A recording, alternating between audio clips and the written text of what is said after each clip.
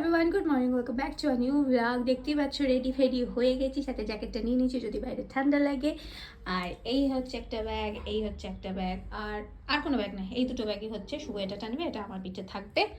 ব্যাপারটা হচ্ছে এবার যাচ্ছি কোথায়। আজকে আমার একটা কাজিন ব্রাদারের বিয়ে, মানে আমার পিসির ছেলে, ওদের বাড়ি হচ্ছে বর্ধমানে। আজকে বিয়ে না, সরি রিসেপশন। বিয়েতে আমরা যেতে পারিনি, শুভর কাজ ছিল তাই।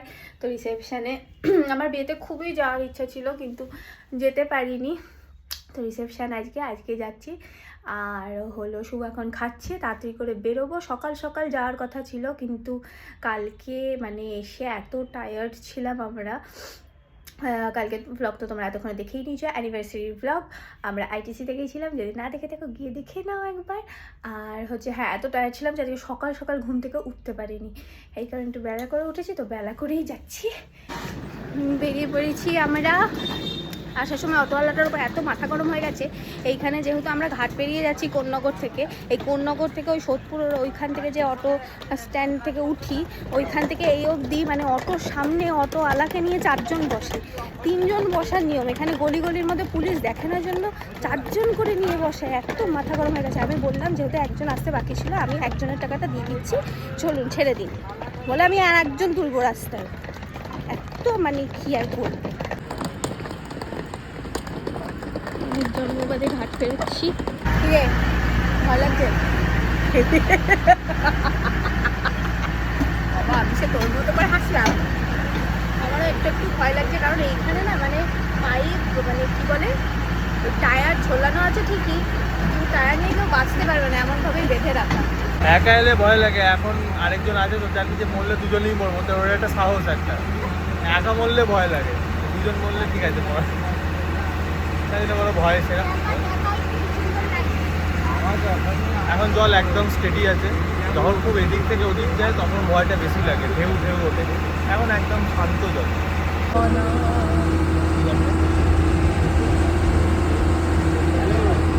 নেমে গেছি আমরা ট্রেন থেকে, আর টোটোতে উঠে পড়েছি। এখন যাচ্ছি, অনেক লেট হয়ে গেছে। এখন কটা বাজে?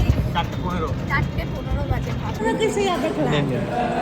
এসে গেছি, এসে সবার সাথে দেখা হয়ে গেল, ভিডিও করতেই ভুলে গেছি। দেখলা হয়ে গেলে যা হয় সবাইকে দেখে। আর খেতে বসেছি, রেডি হয়ে গেছি, দেখতেই পাচ্ছ। কেমন লাগছে আমাকে প্লিজ কমেন্টে জানাবে সবাই। পুরোটা দেখাচ্ছে আমাকে।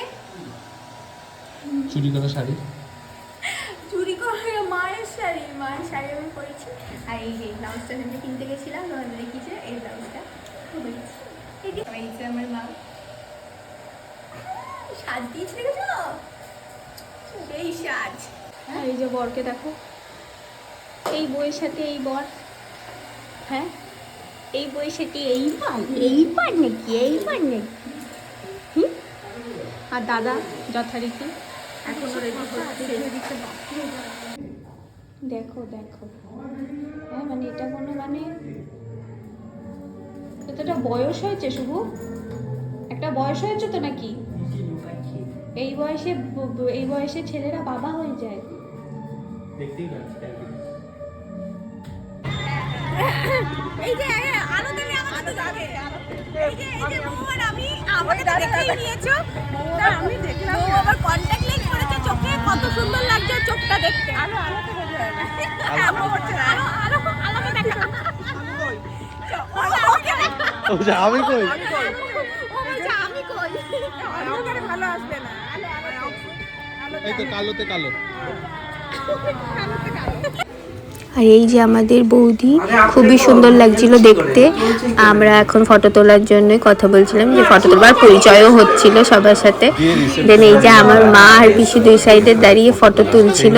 এরপর আমরা ফটো তোলার জন্য সবাই দাঁড়িয়ে পড়েছিলাম, আমি, মৌ, পিসি, দাদা, শুভ এসেছিল, এই কয়েকজন ফটো তুললাম। আর এই যে দাদা, আর এই যে দাদারই বউ, এই বউ। ফটো তোলা হলো। আর এখানে স্টল বসেছে, তো আমরা চিকেন পকোড়া আর ফুচকাও খেয়েছি। এবার আমরা একটু ব্যাংকুয়েটের ভিতরে যাচ্ছি, লজটার এখানকার রুমগুলো দেখতে, যে রাতে থাকতে পারবো কিনা। এরপর মাঝে খুবই একটা ভালো মুভমেন্ট এসে গেছিলো, যেখানে দাদা আর বৌদি নাচ করছিল, আর পিছনে আর একজন দাদা এই গানটা শুনছে, এটা কোনো মাইকে বাজছে না, সেই দাদাটা গান গাইছিল আর ওরা ডান্স করছিল, খুবই ভালো লাগছিল দেখতে। তারপর ফাইনালি আমরা খেতে বসে গেছিলাম, কারণ খিদে পেয়ে গেছিলো তাই। আর এখানে দেখতেই পাচ্ছ চানা মশলা আর বাটার নান পড়ে গেছিলো থালাতে। খাবারগুলো খুবই টেস্টি ছিল। এই ছিল আজকে বিয়ে বাড়ি অবধি, আর বেশি কিছু ভিডিও করা হয়নি।